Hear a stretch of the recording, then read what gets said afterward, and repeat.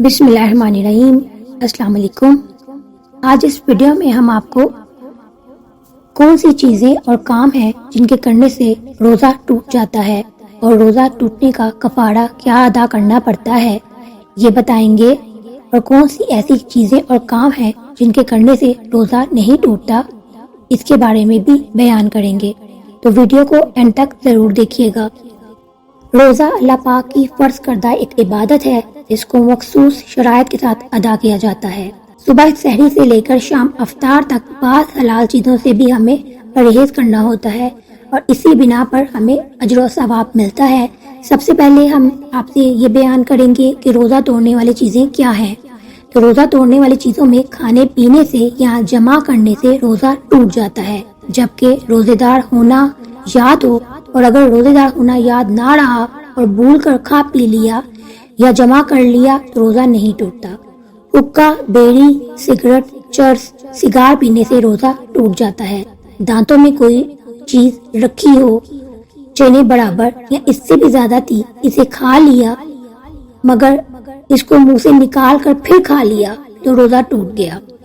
نتنوں میں دوا چڑھانے، کان میں تیل ڈالنے یا تیل چلا گیا تو روزہ ٹوٹ گیا، اور اگر پانی کان میں چلا گیا یا ڈالا تو روزہ نہیں ٹوٹا۔ کولی کرنے سے بلا قصد پانی حلق سے نیچے چلا گیا یا ناک میں پانی چڑھ رہا لیکن بلا قصد پانی دماغ میں چلا گیا تو روزہ ٹوٹ گیا۔ دوسرے کا تھوک نکل گیا یا اپنا ہی تھوک ہاتھ پر رکھ کر نکل گیا تو روزہ ٹوٹ جاتا ہے۔ دوران روزے الٹی آنے کا مسئلہ، اگر منہ بڑھ کر کیا کی اور روزے دار ہونا یاد ہے تو روزہ ٹوٹ گیا، اور اگر منہ بڑھ سے کم کی تو روزہ نہیں ٹوٹا۔ بلا قصد اور بے اختیار کیا ہو گئی تو روزہ نہیں ٹوٹتا۔ تھوڑی کیا ہو یا زیادہ، روزے دار ہونا یاد ہو یا نہ ہو، بہرحال روزہ نہیں ٹوٹے گا۔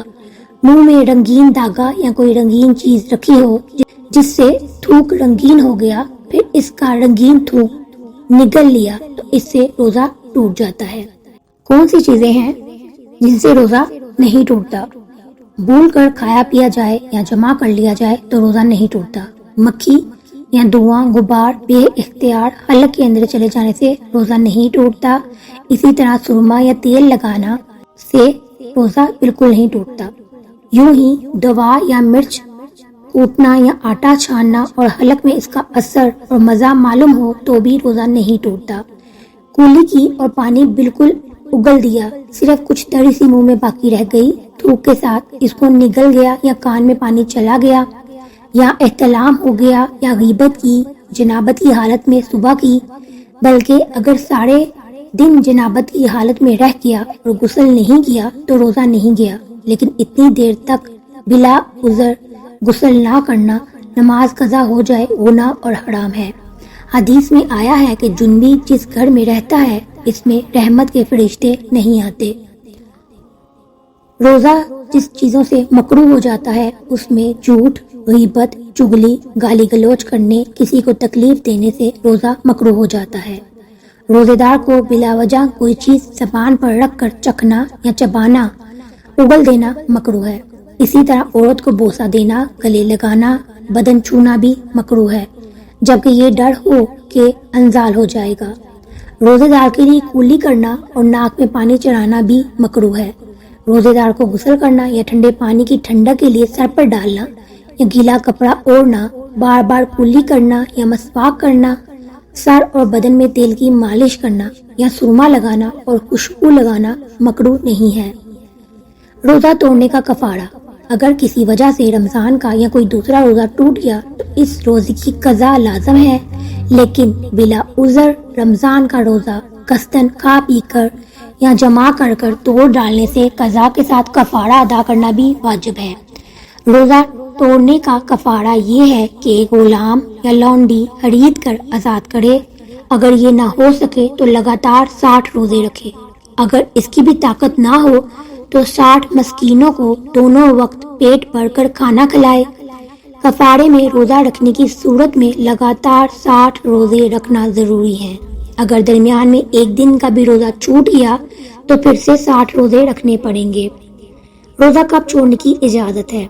شرعی سفر، حاملہ عورت کو نقصان پہنچنے کا اندیشہ، دودھ پلانے والی عورت کے دودھ سوکھ جانے کا ڈر، بیماری، بڑھاپا، کمزوری کی وجہ سے ہلاک ہو جانے کا خوف، یا کسی نے گردن پر تلوار رکھ کر مجبوراً کہہ دیا کہ روزہ نہ رکھے ورنہ جان سے مار ڈالے گا، یا کوئی عضو کاٹ لے گا، یا پاگل ہو جانا یا جہاد کرنا، یہ سب روزہ نہ رکھنے کے عذر میں ہیں۔ ان باتوں کی وجہ سے اگر کوئی روزہ نہیں رکھتا تو گناہ گار نہیں، لیکن بعد میں جب عذر جاتا رہے تو چھوڑے ہوئے روزوں کو رکھنا فرض ہے۔